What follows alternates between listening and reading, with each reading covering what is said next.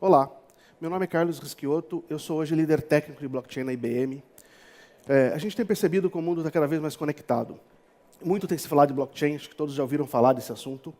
E a gente está acreditando que blockchain pode causar revolução no mundo das transações que a internet causou no mundo das comunicações na década de 90. A gente percebe que blockchain tem o potencial de aumentar a confiabilidade nas transações, aumentar a confiança nas transações, né, no relacionamento entre empresas, entre entidades. Toda vez que a gente começa a falar de blockchain, tem alguns conceitos bastante importantes que a gente precisa entender. O primeiro deles é o conceito de rede de negócios. Né? Quais são as empresas, as entidades às quais eu faço algum tipo de transação? E aqui vocês podem pensar em qualquer tipo de transação, desde uma transferência bancária, até uma carga, um container, uma venda, qualquer coisa. Então eu preciso entender e conhecer a minha rede de negócios, quem são as empresas, as entidades que eu estou relacionando. E dentro dessa rede, eu tenho um conceito muito importante, que é o conceito de bem, de valor. Alguma coisa com valor eu vou trafegar dentro dessa rede.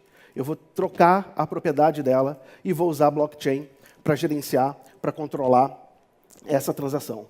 Quando a gente começa a falar de bem, aparece para a gente o conceito de ativo ou asset. E a gente pode dividir hoje os assets em alguns grandes tipos. Os primeiros são os assets tangíveis, os ativos tangíveis. Aquilo que a gente pode pegar, os ativos físicos. Então, uma casa, um container, uma caixa de carne, qualquer coisa física. E depois eu tenho os ativos intangíveis. São os ativos digitais, como, por exemplo, uma ação na bolsa, uma hipoteca, uma pólice de seguro. Ativos intelectuais, uma patente, um poema, uma letra de música. Ativos digitais, mídias, vídeos, áudios. Essa própria apresentação aqui é um ativo. Eu poderia estar comercializando ela, colocando para fazer download no site e cobrando 1 centavo para cada download. Tudo isso são ativos. E, obviamente, dinheiro também é ativo. O cash, o papel moeda, também é um ativo.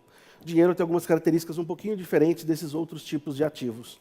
Então, a gente trata ele de uma forma separada. Por quê? Primeiro que o dinheiro é anônimo. Uma nota de R$10 é uma nota de R$10, ela não tem dono. Ela pode estar na minha carteira agora, mas não quer dizer que ela seja propriedade minha. Se eu transferir para outra pessoa, se eu deixar ela aqui em cima da mesa e for embora, são R$10. Além disso, o dinheiro também tem a característica de ser fungível. Se eu emprestar para algum de vocês hoje R$100 numa nota de R$100, e amanhã vocês me devolverem 2,50, vocês estão devolvendo os mesmos R$50, duas notas de R$50, os mesmos R$100. Diferente dos ativos físicos e dos ativos não fungíveis. Se eu emprestar um carro para vocês hoje, amanhã vocês não podem me devolver 2 motos. Tem que ser o mesmo carro, inclusive com aquele amassadinho na porta traseira. Então a gente trata esses ativos um pouco diferente. Quando a gente fala de ativos digitais, para o mundo blockchain, para o mundo de registrar transações, é fácil. Essas coisas normalmente já nasceram de forma digital.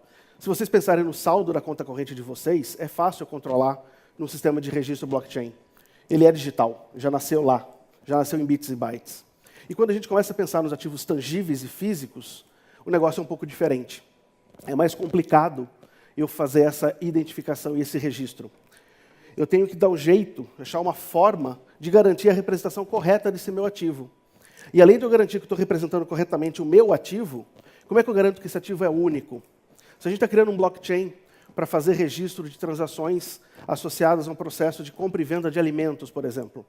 Eu tenho uma determinada caixa de alimentos, uma caixa de fruta, uma caixa de carne. Como é que eu identifico que é essa caixa que eu estou transacionando, que eu estou entregando para vocês?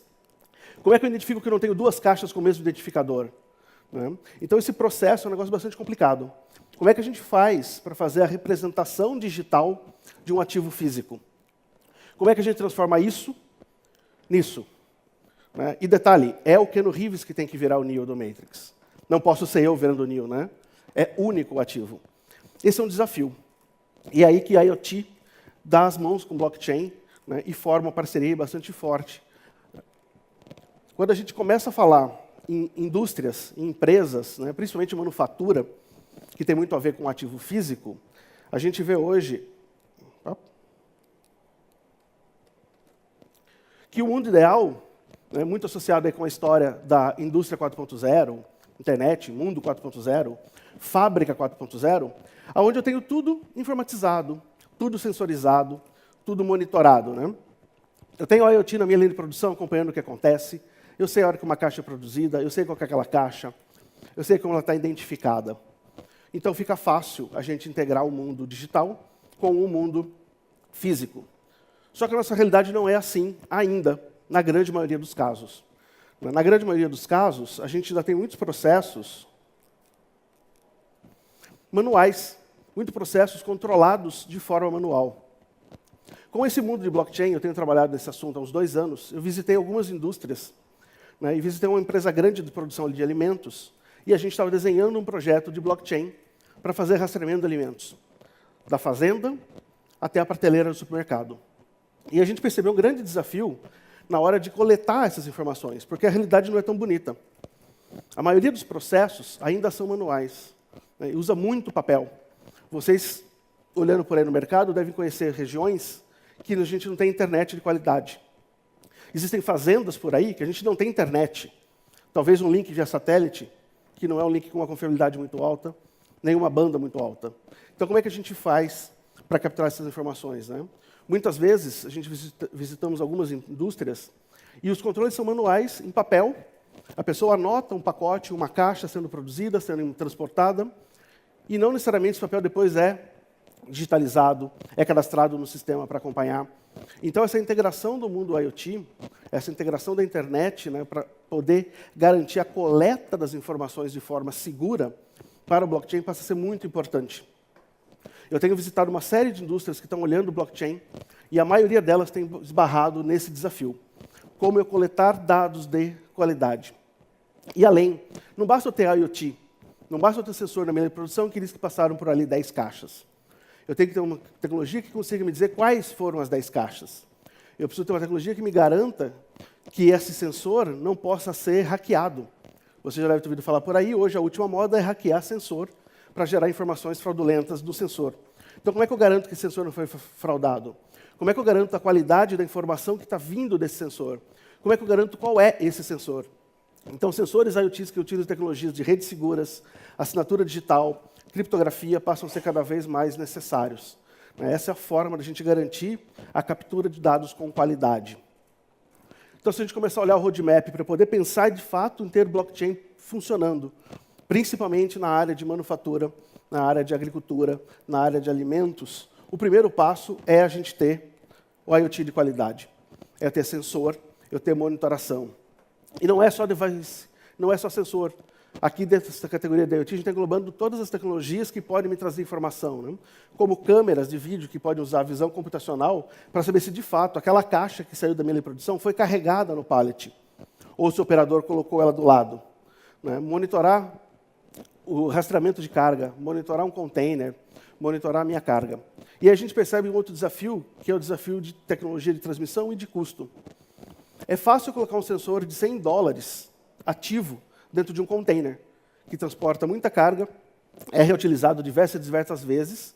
Então, eu posso ter um sensor muito poderoso, que coleta toda a informação desse container para mim, posição, temperatura, vibração, e alimenta minha base de dados com isso. Mas é muito difícil eu pensar em sensores para colocar num pacote de biscoito, num pacote de pão, numa lata de refrigerante. O custo torna-se proibitivo. Então, a gente precisa pensar também em como abrangir sensores de mais amplo uso. O segundo passo nesse caminho é a gente identificar, mapear e montar a nossa rede de negócios. Com quem é que eu vou fazer transação? Quem é que eu vou transmitir a propriedade desse meu ativo? E garantir que essa minha rede de negócios tenha integração compatível para que, uma vez que aquela carga, que aquela entrega chegue, eu consiga coletar os dados e alimentar a mesma base de registros para poder ter o rastreamento completo. E, por fim, eu vou acabar aí, assim, otimizando o meu ecossistema. A hora que eu conseguir ter a visibilidade da minha cadeia completa, desde a produção até o varejo, ou até o consumo lá na frente, para poder, inclusive, conhecer hábitos do meu consumidor, eu começo a conseguir ganhar economia na minha cadeia, otimizar ela, reduzir risco, garantir mais segurança. Então, esses são os desafios que a gente tem hoje na integração do mundo IoT com o mundo do blockchain. Eu costumo dizer que blockchain para ativos físicos sem IoT não funciona. Eu preciso pensar, então, em plataformas de tecnologia, de devices, de sensores, para poder coletar isso. Só que a gente também percebe que só o IoT tradicional que a gente conhece hoje não vai ser suficiente para esse mundo. Eu preciso de coisas novas. Só um sensor que a gente está acostumado de RFID, uma etiqueta, uma tag, né, um GPS é pouco quando a gente pensa em toda a gama de produtos que a gente tem no mercado. Então a gente começa a ver que eu tenho que ir além. Como é que eu faço para pensar em tecnologias que podem sensorizar e monitorar e identificar ativos que vão desde carro até uma pílula de comprimido, até um remédio? De novo, no carro é fácil pensar. Coloca um dispositivo conectado com a internet, celular, tem bateria, tem autonomia, tem espaço. E quando a gente começa a reduzir o tamanho do nosso ativo, começa a reduzir o custo desse nosso ativo, ou vamos para linhas, e como é que eu faço para identificar um comprimido? Nessa linha, a área de pesquisa da IBM tem trabalhado há algum tempo em como fazer essa ligação, e a gente anunciou agora em junho 2 tecnologias dentro de um guarda-chuva que vai estar disponível a partir de janeiro no mercado, que a gente batizou de criptoâncoras, ou âncoras criptográficas. Tá? Criptoâncoras, hoje a gente pode dizer que é o menor computador do mundo. É um microchip, ou melhor, é um nanochip. Ele tem mais ou menos 3 milímetros quadrados, vocês estão vendo aí na ponta do dedo. É o tamanho de um grão de sal grosso. Eu posso acoplar esse chip em qualquer coisa, dentro do carro. Posso colocar isso na construção do carro, na estrutura do carro, numa cadeira, num notebook, num celular, num pacote de pão. E eu consigo monitorar, identificar qual é esse ativo. Eu pergunto para esse ativo quem ele é, ele consegue me responder isso de forma única. Usando algoritmos de criptografia, eu garanto que essa identificação é única e não tem como eu clonar. Diferente de outras tecnologias de identificação que a gente já viu por aí, né, como o código de barras, o QR Code, é muito fácil eu clonar. É só eu olhar, tirar uma foto, imprimir de novo em casa, eu gero uma nova etiqueta, clonando aquele ID. Né? Aqui não. Com um chip criptográfico, isso é impossível, eu não tenho como clonar isso. Então, isso permite que eu identifique unicamente ativos.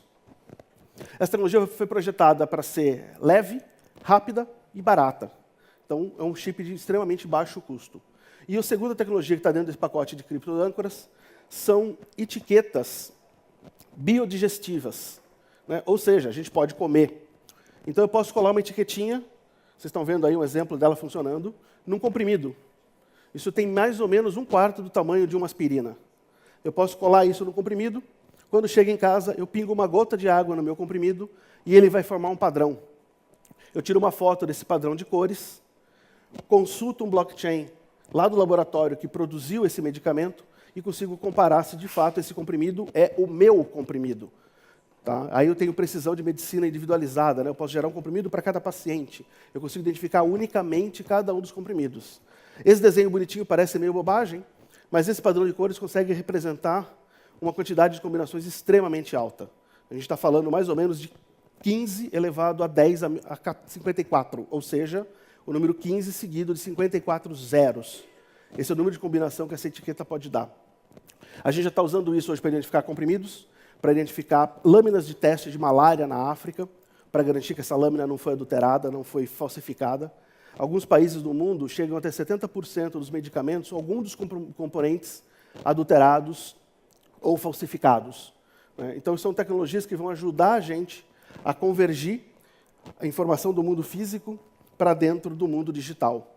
O blockchain vai me dar a garantia, vai me dar a segurança do registro dos dados, de forma segura, protegida, criptografada, imutável, e IoT, com esse tipo de tecnologia, vai me dar a informação do campo, a informação do mundo real para dentro do mundo digital. Tá? Pessoal, espero trazer para vocês aqui uma pequena pílula de conhecimento a mais para o dia de hoje.